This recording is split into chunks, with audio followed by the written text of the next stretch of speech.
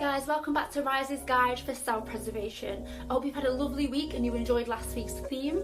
Today's theme is going to be on loss. I appreciate that lockdown is now eased a little bit and we're allowed to see your friends and family again. This feels really good, and I don't know about you, but I can definitely feel a shift within my mental health. It feels a bit healthier and I feel a bit overall happier. But I also understand that COVID has still had a massive impact on a lot of people and a lot of people's lives, and that impact has remained and it has stayed. Now, one of the things that people might have experienced during the lockdown and during the coronavirus is loss. When I talk about loss, I talk about a lot of things that people may have experienced. One of those things is maybe you feel like you've lost a sense of yourself, a sense of who you are. You may have felt like you've lost a sense of purpose as well, and direction. You might have actually lost your job due to the coronavirus. You might have experienced a breakdown of relationship. Or you might have also lost a loved one. These are all significant losses that have great impacts on us, and I think it's really important that we explore these losses and talk about ways to move forward whilst these losses still exist in our lives.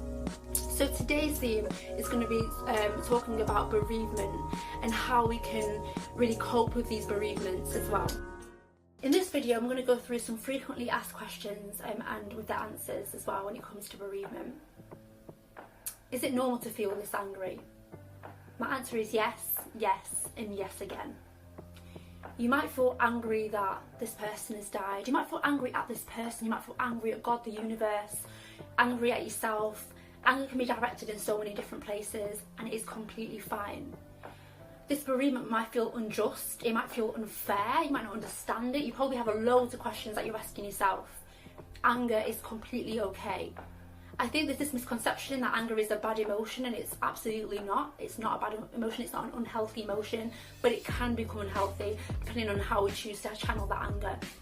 What I would say is, of course, allow yourself to feel that anger, allow yourself to feel whatever emotions you're feeling, but direct it in a different way. So maybe you could direct it through creative outlets, maybe you could write about it, maybe you could talk about it, you could see a counsellor, you could speak to someone on the phone.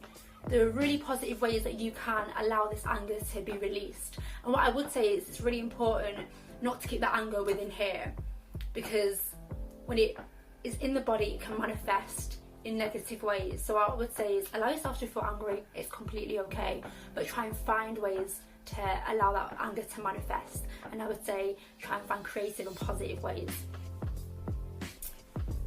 Will I ever feel better?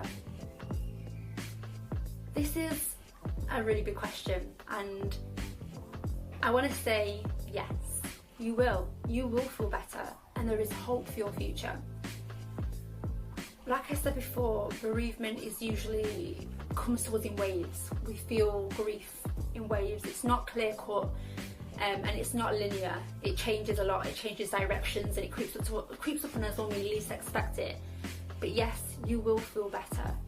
One thing somebody told me once to help me when I'd been through bereavement was that the grief does not shrink, but your life grows around it. So right now, your bereavement might feel like this, like it's taken over your life, and your life might feel like this.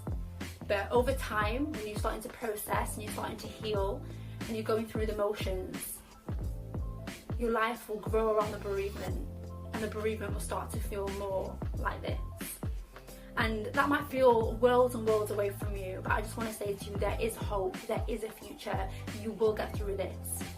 At the end of this video, we put links of websites. There's a great site called Hope Again where you can find other bereavement survivors that you can speak to. It's really helpful to find someone who has been through a similar thing as well. I would say reach out, call the helplines as well and check out those websites.